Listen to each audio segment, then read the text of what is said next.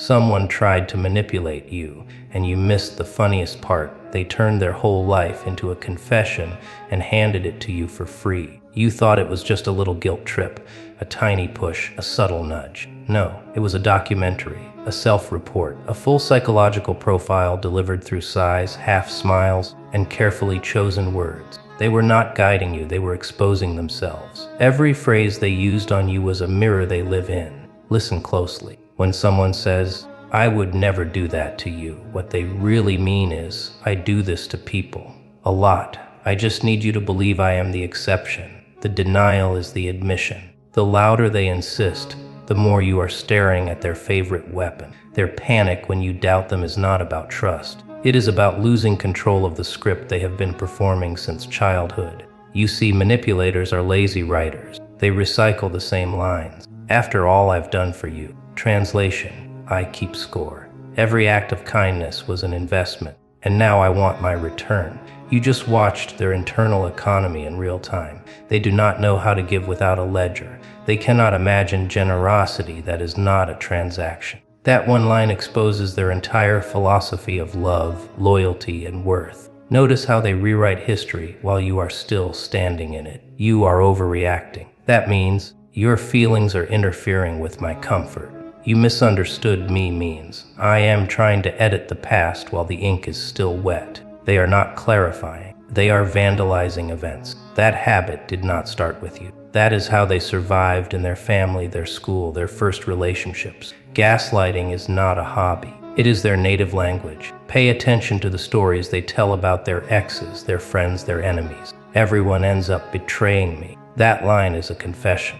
It says, I push everyone to the edge, then play the abandoned saint. They present themselves as the victim because they only feel safe when they control the narrative of harm. The more tragic their stories sound, the more bodies are buried under their version of events. And when they say, I just care about you so much, right after crossing a boundary, you are looking at their blueprint. Care, to them, is not concern. It is control dressed in soft language. They learned very early that if you call control by a sweet name, people swallow it without water. Love, care, duty, family, responsibility, all labels for the same leash.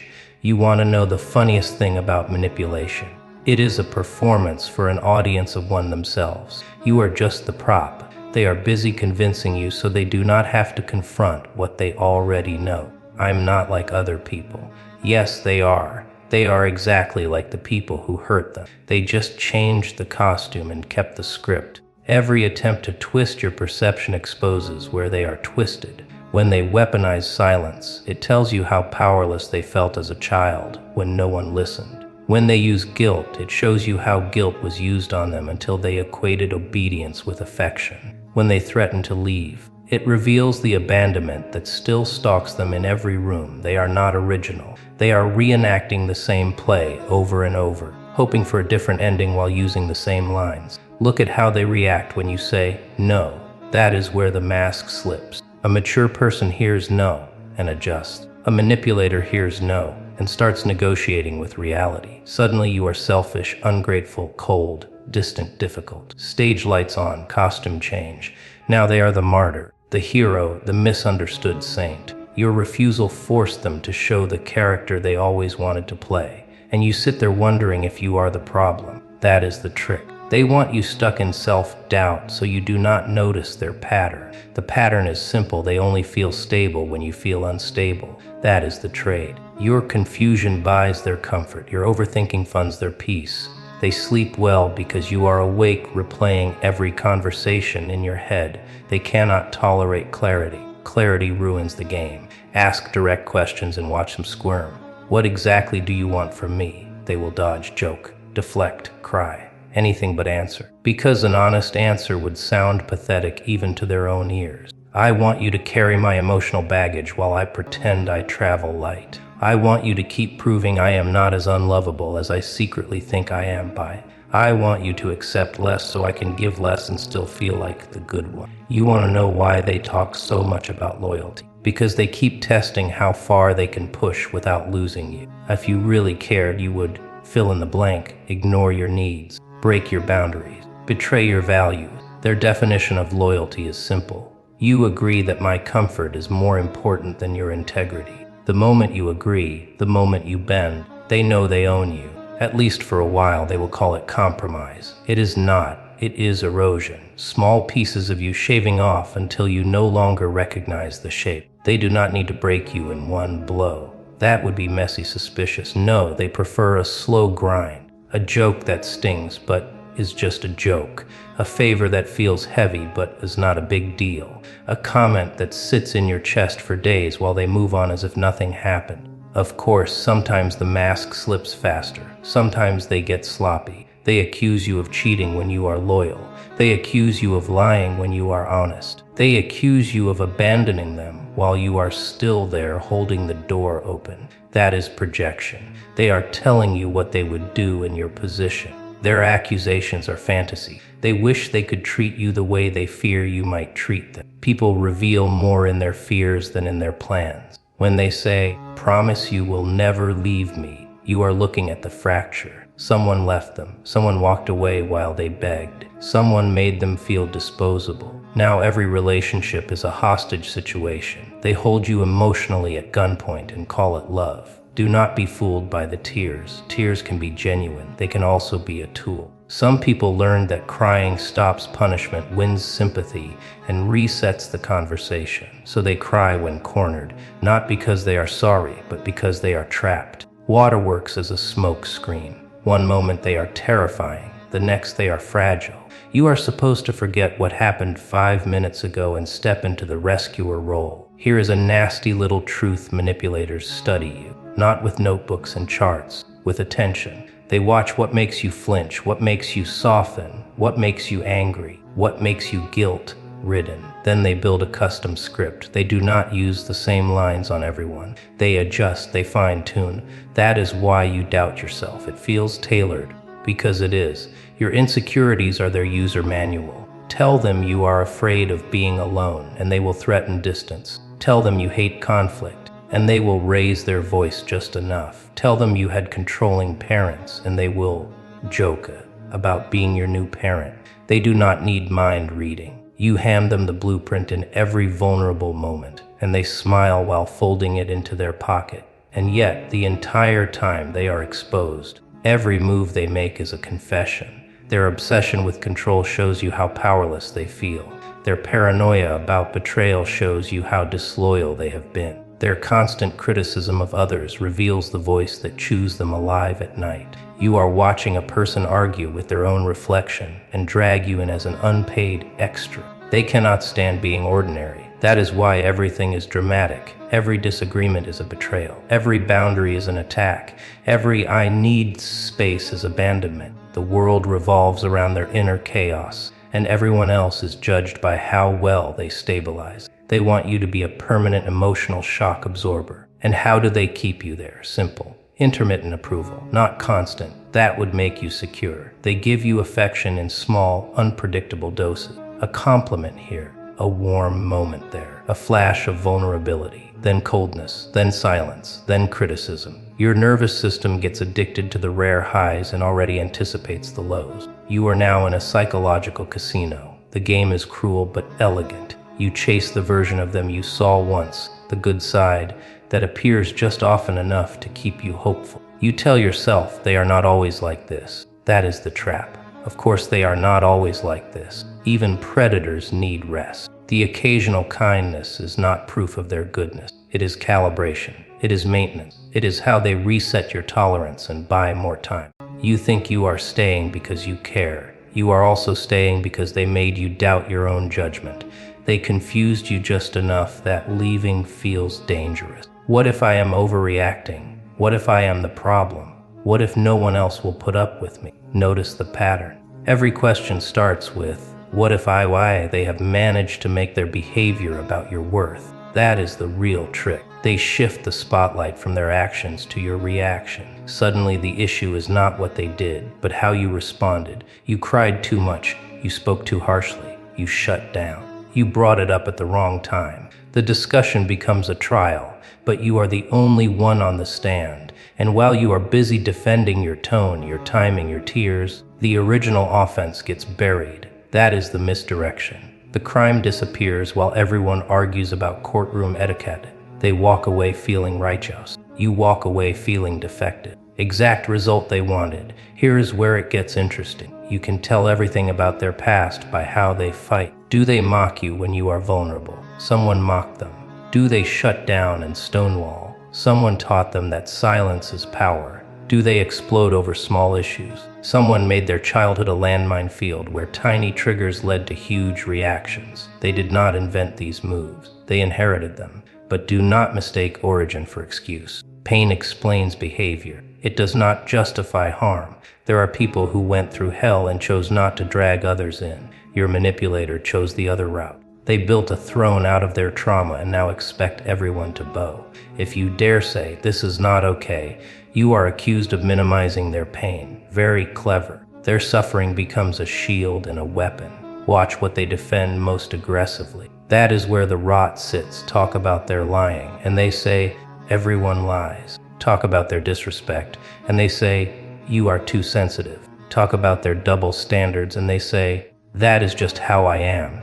Each excuse is a small gravestone over a part of themselves they refuse to examine. They do not want self-awareness. They want power without responsibility. Accountability feels like death to them, because it would mean admitting that their entire adult life is not a tragic epic, but a series of avoidable choices. Much easier to paint themselves as cursed, doomed, misunderstood. That way, nothing is their fault, and everything is your fault for not understanding. You see the pattern now, do you not?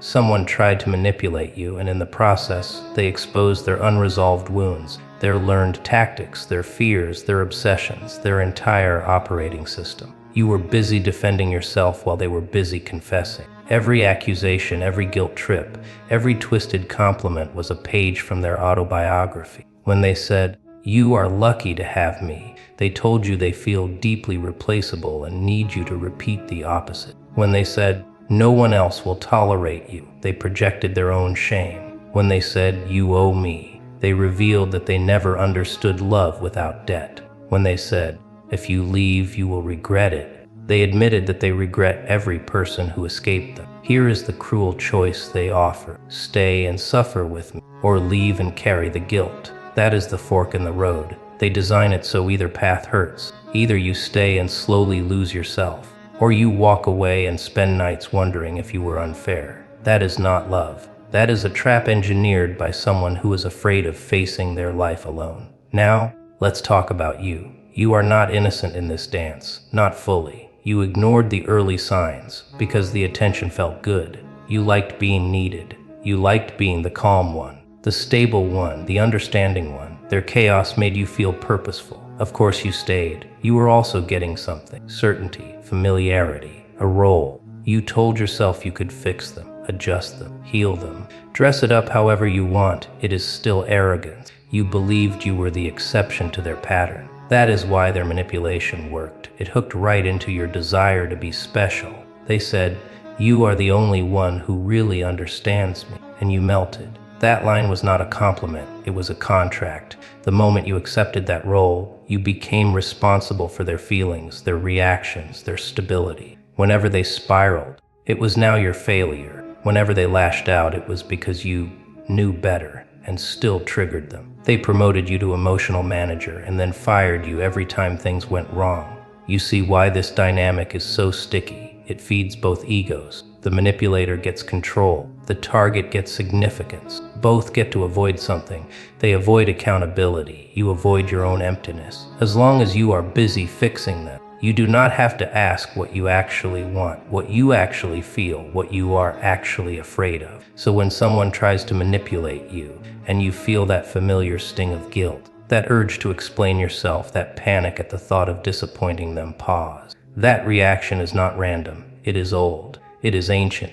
You are not just responding to them. You are responding to every person who trained you to equate compliance with safety. Maybe it was a parent who only smiled when you did what they wanted. Maybe it was a teacher who praised you for being so mature while you were silently drowning. Maybe it was an ex who called you clingy when you needed reassurance. Whoever it was, they installed software, the The manipulator in front of you is just pressing the right keys. Here is the part you will not like. You are responsible for updating that software, not them, not the past, you. The moment you see the game, the moment you recognize the pattern, you do not get to pretend you are powerless anymore. You might still stay. You might still fall for the same tricks, but now you know exactly what you are trading your clarity for their comfort. Do not flatter them by calling it mind control. They are not that powerful. They are predictable, scripted, transparent. The real question is why you keep sitting in the theater watching the same show. Is it fear, habit,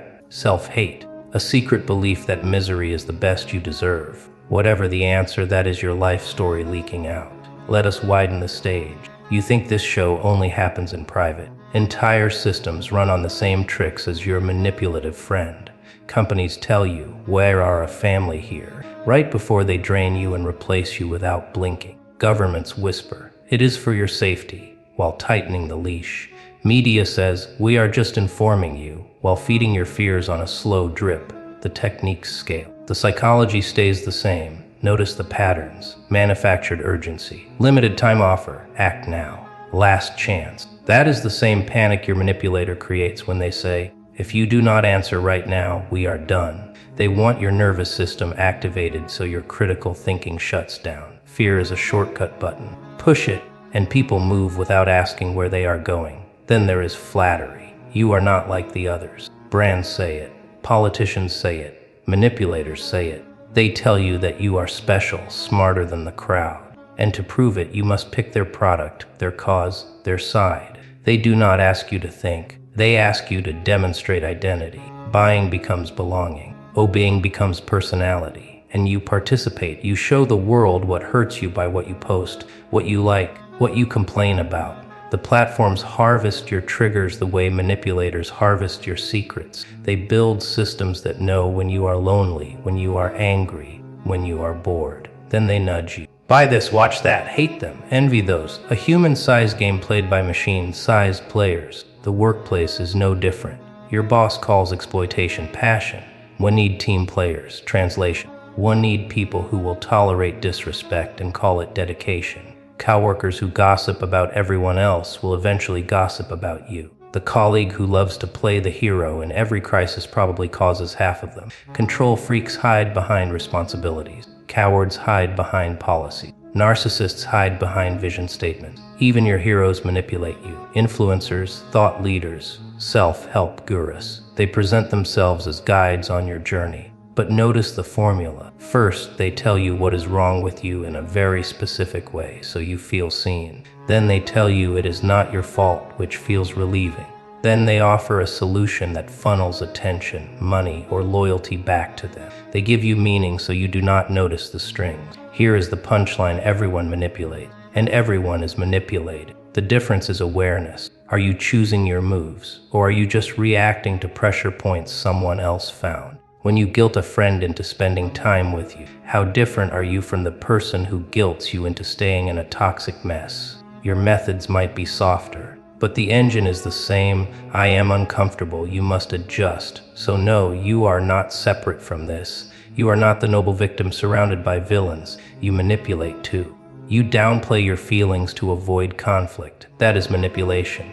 You act colder than you feel to protect your pride. That is manipulation. You agree when you disagree to keep people close. That is manipulation you learned from the best, your parents, your peers, your culture. Every time you twisted yourself to avoid a reaction, you picked up a tool. The question is not whether you manipulate. The question is whether you admit it. The people who scare me the most are the ones who insist, I am just honest. No one is just honest. Everyone edits. Everyone omits. Everyone spins. The difference is whether you know you are doing it. The less aware you are of your own tactics, the more dangerous you become, because you will swear you always act from love, truth, or righteousness. Once you see that, the moral lines blur. It is easy to demonize the obvious manipulator and worship the quiet one. Harder to admit that the quiet one might be running far colder code. Some people never raise their voice, never throw insults, never make dramatic scenes. They simply steer, suggest, sigh, smile, and you rearrange your life for them while calling it your own idea. Now,